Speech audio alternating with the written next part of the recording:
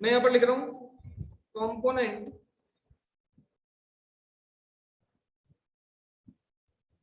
Of vectors. भाई vector के component क्या होता है? मान लीजिए मैंने दो पर्टिकुलर फोर्सेस एक ऑब्जेक्ट पे लगाए, ये ऑब्जेक्ट था, ठीक है, इस पे एक फोर्स में क्या कर रहा हूं, फ्रॉम द टॉप लगा रहा हूं और एक फोर्स फ्रॉम द लेफ्ट लगा रहा हूं। अभी आपको स्क्रीन पे दिखेगा that we have created an object and on that particular object we have applied two different forces, F1 and F2। ठीक है, दो अलग अलग फोर्सेस को मैंने अप्लाई किया, दो अलग अलग डायरेक्शन से अप्लाई किया।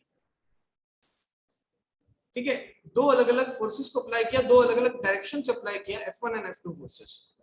My question is from you guys कि आप बताइए इस बॉडी का मूवमेंट F1 की डायरेक्शन में होगा या F2 की डायरेक्शन में होगा या कोई तीसरी डिफरेंट डायरेक्शन होगी? कौन बता सकता है? Yes Yashika. Sir, in the third direction. In the third direction. Where will this third direction lie?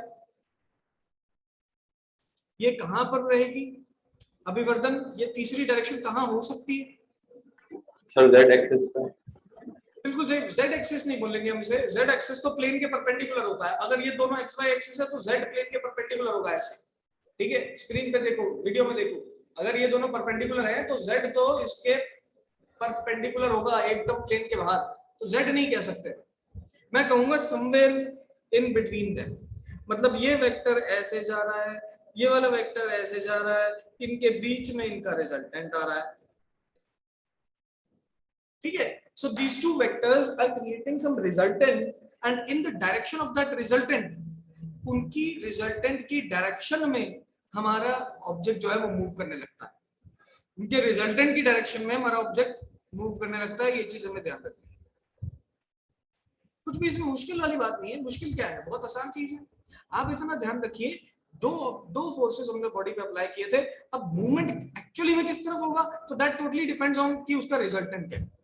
अब मान लो मैंने आपको एक डायरेक्टली रिजल्टेंट फोर्स ही दे दिया, this is the resultant force and I have given you some values, let us say 2i cap plus 3j cap. मैंने आपको ये एक वेक्टर प्रोवाइड कर दिया। मैंने आपको बोला ये आपका एक resultant of any two forces है। आप बोलोगे सर ठीक है, ये दो फोर्सेस से मिलके बना है, मतलब इसका कुछ एक्स एक्सिस में भी इन्फ्लुएंस होगा, कुछ वाई एक्सिस में भी इन्फ्लुएंस होगा। एक्स एक्सिस का इन्फ्लुएंस इसका कितना है? 2 है। वाई एक्सिस का इसका इन्फ्लुएंस कितना है? 3 है। तो एक्स एक्सिस का इन्फ्लुएंस, वाई एक्सिस का influence you can see in the particular equation. ठीक है, इसी को हम कंपोनेंट कहते हैं बेटा। इसी को हम क्या कहते हैं? कंपोनेंट कहते हैं। What do you mean by component of vectors? Component of vectors का मतलब क्या होता है? कंपोनेंट ऑफ वेक्टर्स का मतलब होता है कि एक पर्टिकुलर वेक्टर है, उस वेक्टर की टू म्यूचुअली परपेंडिकुलर डायरेक्शंस में क्या इफेक्ट रहेगा, दो म्यूचुअली परपेंडिकुलर डायरेक्शन में उन वेक्टर्स का क्या इफेक्ट रहेगा। जैसे फॉर एग्जांपल मैंने एक वेक्टर बनाया है यहां पर ऐसे,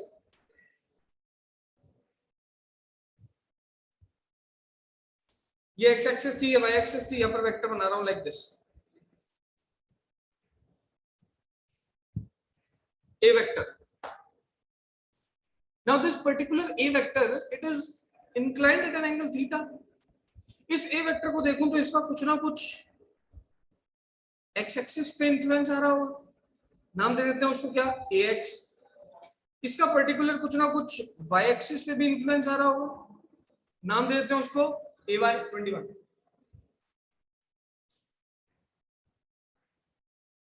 मतलब the influence of this vector in this x axis and y axis are known as component of vectors। अब ये कैसे निकालेंगे सर? अगर आपने डायरेक्ट हमें वेक्टर दे दिया तो हम कैसे उसकी कंपोनेंट निकाल सकते हैं x और y एक्सिस के अंदर? बेटा उसके अंदर हम कैसे कंपोनेंट निकालेंगे? तो देखिए मैं ये जो ट्रायंगल फॉर्म हो रहा है, कौन सा ट्रायंगल? OAB triangle. इस ट्रायंगल के अंदर ट्रिग्नोमेट्री की प्रॉपर्टीज लगाता हूं। ठीक है, मैं सबसे पहले इसमें प्रॉपर्टी लगाऊंगा cos थीटा। ठीक है, cos थीटा की आइडेंटिटी लगाएंगे। cos थीटा होता है base upon hypotenuse. cos theta की आइडेंटिटी क्या है? Base upon hypotenuse. Now what is base? ax। Hypotenuse क्या है? a। मतलब मुझे अगर वेक्टर पता हो तो मैं उसका हॉरिजॉन्टल कंपोनेंट कैसे निकालूंगा, ax will be equal to a cos theta, ax will be equal to a cos theta।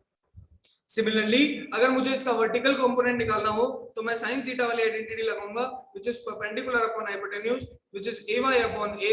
यहां से मेरे को ay की वैल्यू निकल जाएगी a sin थीटा। मतलब देख पा रहे हो आप कि जब भी मुझे किसी भी गिवन वेक्टर से उसके कंपोनेंट्स के बारे में फाइंड आउट करना हो, जब भी मुझे किसी भी गिवन वेक्टर की मदद से उसके कंपोनेंट्स के बारे में फाइंड आउट करना हो, then what we will do, हम क्या करेंगे, हम उस पर्टिकुलर वेक्टर के रेक्टेंगुलर कंपोनेंट्स निकालेंगे, the horizontal and the vertical, by using the identities of cos theta and sin theta. इसकी आइडेंटिटीज को, cos थीटा की आइडेंटिटी को, sin थीटा की आइडेंटिटी को, we will use these identities and we will solve it. कोई भी दिक्कत वाली बात इसमें नहीं। बताइए छोटी सी बात क्लियर हो रही है कि नहीं हो रही है? यस और आज सिर्फ कंपोनेंट ही पढ़ेंगे बेटा, आज इससे ज्यादा नहीं देखना। Yes, everyone. So there's a new student in the class, Ritik.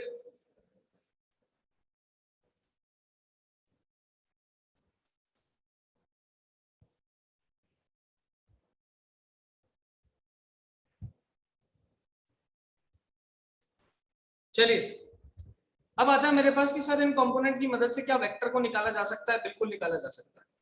मैंने क्या बोला कि किसी भी वेक्टर के अंदर अगर x i cap plus y j cap लिखा हुआ है तो what is this x? This is the influence in x axis. What is this y? This is y is the influence in y axis. So we can write down as this कि जो a vector बनेगा that will be equal to a cos theta i cap plus a sin theta j cap. आप बोलोगे क्या क्या sir ये चीज सही है? भाई मैग्नीट्यूड ऑफ वेक्टर तो a के बराबर ही आना चाहिए ना, उसके अलावा तो कुछ आएगा नहीं। तो हम क्या करेंगे, मैग्नीट्यूड निकाल लेंगे इसका। निकालो मैग्नीट्यूड, क्या बनेगा, under root of a square cos square theta plus a square sin square theta. a square common ले लो, sin square theta plus cos square theta क्या बन जाता है, 1। So the answer becomes a only. इसका मतलब जो कुछ भी किया हमने सही किया, कोई भी दिक्कत वाली बात ही नहीं है। सर कंपोनेंट क्या होता है? तो कंपोनेंट होता है किसी भी वेक्टर का x एक्सिस, y एक्सिस और z एक्सिस में क्या इन्फ्लुएंस है वो पता लगाना। अब वो तो या तो डायरेक्टली वेक्टर से कैलकुलेट हो सकता है, आपको अगर वेक्टर गिवन है तो आप x एक्सिस और y एक्सिस कंपोनेंट्स को देख लो। लेकिन अगर मान लो वेक्टर नहीं गिवन है, आपको सिर्फ a का मैग्नीट्यूड प्रोवाइडेड है और उसका एंगल प्रोवाइडेड है, तो क्या करेंगे, तो हॉरिजॉन्टल और वर्टिकल कंपोनेंट्स इस तरीके से कैलकुलेट किए जा सकते हैं cos theta and sin theta properties को यूज करके। इसमें कोई बहुत बड़ा लॉजिक रॉकेट साइंस नहीं है, आप बस इसके अंदर लॉजिक के बारे में ध्यान रखिए। ये तो बात हुई 2 डायमेंशन के अंदर। अगर यही बात मुझे 3 डायमेंशन में करनी होगी तो क्या करेंगे अपन, ध्यान से देखिए। अगर यही बात हमें 3 डायमेंशन में करनी पड़ी, ठीक है, अगर यही बात हमें 3 डायमेंशन में करनी पड़ी, then what we will do. So बनाते हैं सबसे पहले 3 डायमेंशन कार्टेशियन एक्सिस।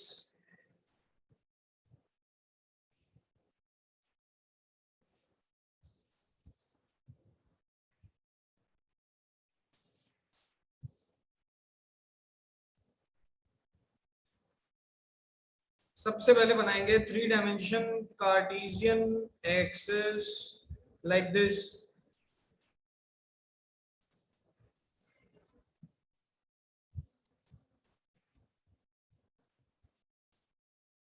फिर मैंने उस पे क्या किया, एक क्यूब टाइप का स्ट्रक्चर बनाया। इस क्यूब टाइप के स्ट्रक्चर पे मैंने एक पॉइंट को कंसीडर कर लिया, which is this A point, and I have drawn a vector like this. Now this vector is making an angle, this vector is making an angle alpha from the x-axis, this vector is making beta from the y-axis, and this vector is making gamma angle from the z-axis। ठीक है, तो x y and z axis से ये जो particular vector है ये alpha beta और gamma angles को ड्रॉ करता है। हमसे ये पूछा जा रहा है कि आप कैलकुलेट करके बताइए यहाँ पर क्या इसके हॉरिजॉन्टल, वर्टिकल या फिर x axis, y axis, z axis में क्या कंपोनेंट्स रह सकते हैं इस वेक्टर के। ऊपर चलते हैं एक बार डायरेक्ट, ठीक है, एक बार डायरेक्ट ऊपर चलते हैं, ध्यान से देखो। ए साइन थीटा जो आया था, A sine theta, this A sine theta was the vertical component. या फिर मैं इसको ऐसे भी लिख सकता हूं कि देखो यहां से यहां तक 90 माइनस थीटा एंगल है, मतलब वर्टिकल एक्सिस से वेक्टर का एंगल जो है वो 90 माइनस थीटा है। अगर मैं यहां पर ए साइन थीटा को और भी तरीके से लिख सकता हूं, which is a cos 90 minus theta. Cos 90 minus theta is ultimately sine theta, तो मैंने यहां पर साइन थीटा को बदल दिया कॉस के फॉर्म, एंड इस 90 माइनस थीटा को एंगल दे दिया बीटा और ये बोल दिया alpha. Now you can see कि जो हॉरिजॉन्टल कंपोनेंट है वो तो a cos अल्फा के बराबर है, और जो वर्टिकल कंपोनेंट है वो a cos बीटा के बराबर है। मतलब आपको कभी भी कंपोनेंट्स निकालने हो तो आपको उस एक्सिस से कितना एंगल बन रहा है वेक्टर का वो पता होना चाहिए सबसे पहले। अगर आपको वो एंगल पता है तो आप डायरेक्टली cos थीटा वाला फॉर्मूला लगा के you can easily calculate what is the component at that particular point. सही है, उस पर्टिकुलर पॉइंट पे क्या कंपोनेंट है उसको आप डायरेक्टली कैलकुलेट कर सकते हो। चलिए अब डायरेक्टली अगर आप कैलकुलेट कर सकते हो तो 3 डायमेंशन में ये चीज क्या बन जाएगी? 3 डायमेंशन में the angle of vector from x, y and z directions is alpha, beta and gamma. Is alpha, beta and gamma respectively. तो अगर कंपोनेंट इन x डायरेक्शन हमसे पूछा जाए तो हम क्या करेंगे? a cos अल्फा कर देंगे। क्यों? क्योंकि a वेक्टर x एक्सिस से अल्फा एंगल बनाता है। अगर यहीं पे y एक्सिस का कंपोनेंट हमसे पूछ लिया जाए तो हम बोलेंगे a cos beta, and z axis का पूछ लिया जाए तो हम बोलेंगे a cos गामा। अब क्या करना है? तो सर वेक्टर बना दो इसका। वेक्टर कैसे बनाएंगे? तो a vector will be equal to ax I cap plus ay j cap plus az k cap. ax ay az की वैल्यूज को पुट करिए, so ax will be a cos theta I cap plus ay will be a cos beta j cap plus a cos gamma k cap. Put कर दिया, यहां से आ गई value. कुछ भी मुश्किल नहीं है, बहुत आसान है। कंपोनेंट निकालने का एक सिंपल सा तरीका है जो सबको याद रखना है। क्या? सर आपको उस पर्टिकुलर एक्सिस से वैल्यू पता होनी चाहिए। सबसे पहले बात, आपको एक पर्टिकुलर एक्सिस से कितना एंगल पता, एंगल गिवन है वो पता होना चाहिए। अगर एंगल की बात आपको पता है तो उसके बाद आप वहां से cos थीटा कंपोनेंट निकाल लो और आंसर आ जाए। अगर इसी का यूनिट वेक्टर मुझे फॉर्म करना हो तो यूनिट वेक्टर क्या होता है? Any vector divided by magnitude of its vector. So what we will do, मैं इस पूरी इक्वेशन को इसी के मैग्नीट्यूड से डिवाइड कर देता हूं। तो a cos theta I cap, a cos beta j cap and a cos gamma k cap divided by a। अब यहां पर हम कैंसिल कर देंगे a से, तो a कॉमन लेके पूरी इक्वेशन से हटा दो, तो यूनिट वेक्टर जो बना वो क्या बना? cos alpha I cap, cos beta j cap and cos gamma k cap. We know that magnitude of unit vector is 1 only, तो इसका यूनिट वेक्टर निकालो, उसका मैग्नीट्यूड निकालो तो हमेशा 1 के बराबर आएगा। तो मैग्नीट्यूड क्या बनेगा? cos square alpha plus cos square beta plus cos square gamma under root में, दोनों तरफ स्क्वायर भी कर दोगे तो भी आंसर मेरे पास सेम ही रहेगा। तो एक इक्वेशन मेरे पास तैयार होके आ जाती है, एक इक्वेशन मेरे पास तैयार होके आ जाती है, which is cos square alpha, cos square beta, cos square gamma. अगर इस पर्टिकुलर इक्वेशन की बात करूं तो देखिए, मान लो मैंने आपको बोल दिया, ध्यान से सुनना इंपॉर्टेंट है, फिर अपना ये कंपोनेंट वाला टॉपिक खत्म हो जाएगा, फिर डाउट्स लेंगे। ठीक है, मान लो मैंने आपको बोला कि एक वेक्टर है, वो x एक्सिस से 45 डिग्री का एंगल बनाता है, y एक्सिस से 60 का बनाता है और z एक्सिस से 30 का बनाता है। मैंने आपको उसके एंगल्स प्रोवाइड कर दिए लाइक दिस। ठीक है, x एक्सिस से 45 डिग्री, y एक्सिस से 60 और z एक्सिस से 30। अगर वो इतने के एंगल्स को बनाता है तो आप चेक करके बताइए whether this vector will exist or not, क्या वो वेक्टर दुनिया में एग्जिस्ट कर पाएगा या नहीं कर पाएगा, ये आपसे पूछा जा रहा है। तो उसके लिए हम क्या करेंगे? अब इक्वेशन उठा लेंगे, cos square alpha, cos square beta, cos square gamma. We will put the values alpha की जगह alpha, beta की जगह beta, gamma की जगह gamma. We will put the values in the equation and we will check कि क्या मेरा answer 1 आ रहा है कि नहीं आ रहा. आओ चेक करके देखें. चेक करके देखें तो cos square 45 plus cos square 60 plus cos square 30. So this becomes 1/2. This becomes 1/4 and this becomes 3/4. ठीक है. जब सॉल्व करेंगे ये बनेगा 1 + 1/2 या फिर बोले 3/2 which is equal to 1.5 which is not equal to 1. That means with this vector will not exist. ये exist कर ही नहीं सकता. It is not possible. तो जब भी किसी वेक्टर के एग्जिस्टेंस के बारे में बात आ जाए, ये पूछ लिया जाए कि क्या ये वेक्टर एग्जिस्ट कर सकता है, नहीं कर सकता है, क्या रीजन है, क्या नहीं है. अगर ऐसा आपसे पूछ लिया जाए तो आप कुछ मत करिए, आप ये जो एंगल्स हैं इसको इस इक्वेशन में प्लेस कर दो. अगर आपने इन एंगल्स को इस इक्वेशन में प्लेस कर दिया और ये इक्वेशन सेटिस्फाई हो गई तो हम बोलेंगे the vector will exist, otherwise it will not exist. So we will write this down. मैं इसको लिख देता हूं. If we have to check the existence of any vector, then the above equation is used. अगर मुझे किसी भी vector के एग्जिस्टेंस को चेक करना है तो मैं ऊपर वाली इक्वेशन को यूज करूंगा. कैसे? उस इक्वेशन में देखूंगा cos square alpha cos square beta plus cos square gamma, क्या वो 1 के बराबर आ रहा है कि नहीं आ रहा है. अगर ये इक्वेशन सेटिस्फाई हो जाए तो हमारा वेक्टर सही है, अगर नहीं हो तो नहीं. तो मैं लिखूंगा if the equation gets satisfied then if the equation gets satisfied then the vector will exist, otherwise not. Otherwise not. खत्म बात. कोई दिक्कत वाली बात इसमें नहीं है. फटाफट बताइए छोटी सी बात सबको क्लियर हुई कि नहीं. हैंड रेज करके मुझे raise your hands and tell me, is it clear to everyone or not?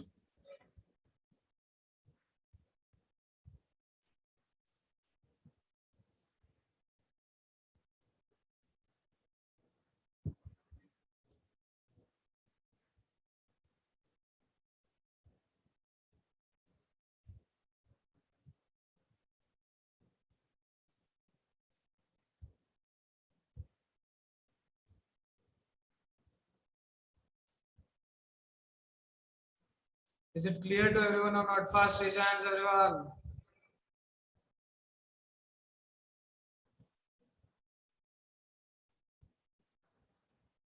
चलिए, दो स्टूडेंट्स रेज योर हैंड्स जिनको कोई डाउट है.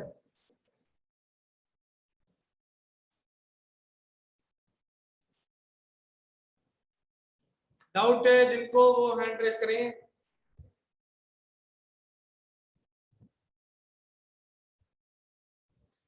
सिंपल सा टॉपिक है, आसान टॉपिक है. अब आप सोच रहे होंगे सर ये जो वेक्टर वाला टॉपिक आपने बताया, ये जो कंपोनेंट वाला टॉपिक आप बता रहे हो, इस कंपोनेंट वाले टॉपिक को यहाँ पढ़ने की जरूरत क्यों पड़ रही है.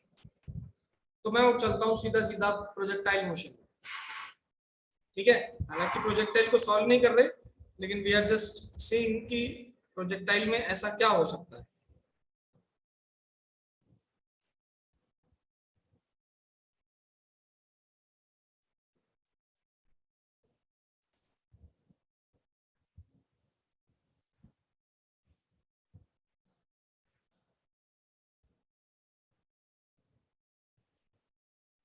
ये मैंने एक पर्टिकुलर प्रोजेक्टाइल को किसी एंगल पे फेंक दिया like this. You velocity, theta angle. अब ये जो पर्टिकुलर वेलोसिटी है, इस पर्टिकुलर वेलोसिटी को मैंने किसी स्ट्रेट लाइन में नहीं फेंका, ये एक पर्टिकुलर ट्रेजेक्टरी बनाते हुए जा रहा है. मतलब इस पर्टिकुलर वेलोसिटी को देखें तो ये वेलोसिटी के दो पर्टिकुलर कंपोनेंट हैं, एक एक्स एक्सिस में है और एक वाई एक्सिस में. The x-axis component is trying to make the particle to move in the forward direction. The y-axis component is trying to make the particle to move in the upward direction. x-axis component इसे आगे ले जाना चाह रहा है, y-axis component इसे ऊपर ले जाना चाह रहा है. बदले में ये पार्टिकल क्या करता है, x-axis component को देखो तो कितना आएगा, x-axis से इसका एंगल है थीटा, तो the component becomes u cos theta. y-axis से इसका कंपोनेंट है कि uy, तो वो कितना होगा 90 माइनस थीटा, तो the component will become u cos 90 minus theta and that will be equal to u sin theta. अब अपन एनालिसिस करना शुरू करेंगे. बेटा हमेशा 2D मोशन के क्वेश्चंस में हम अपने मोशन को दो म्यूचुअली परपेंडिकुलर डायरेक्शंस में ब्रेक कर लेंगे, और जब हम अपने पूरे के पूरे क्वेश्चन को म्यूचुअली परपेंडिकुलर डायरेक्शंस में ब्रेक कर लें, उसके बाद क्वेश्चंस को सॉल्व करना या टैकल करना हमारे लिए बहुत इजी होता है. अगर उससे पहले की बात करें तो बहुत टफ रहता है. अगर मैं डायरेक्टली 2D मोशन को सॉल्व नहीं कर सकता, मुझे 2D मोशन को सॉल्व करने से पहले what we have to do, मुझे 2D मोशन को सॉल्व करने से पहले यहां पर ये चेक करना पड़ेगा कि इसकी कंपोनेंट्स क्या है, वर्टिकल कंपोनेंट क्या है वेलोसिटी का, हॉरिजॉन्टल कंपोनेंट क्या है, एक्सेलरेशन का कंपोनेंट्स क्या है, ठीक है, डिस्प्लेसमेंट के कंपोनेंट्स क्या है. We will check those equations. हम सारी उन सब इक्वेशंस को चेक करेंगे बिफोर सॉल्विंग और बिफोर टैकलिंग 2D मोशन. ठीक है, बताइए सबको यहां तक क्लियर है कि नहीं. फिर अपन क्लास को खत्म करते हैं.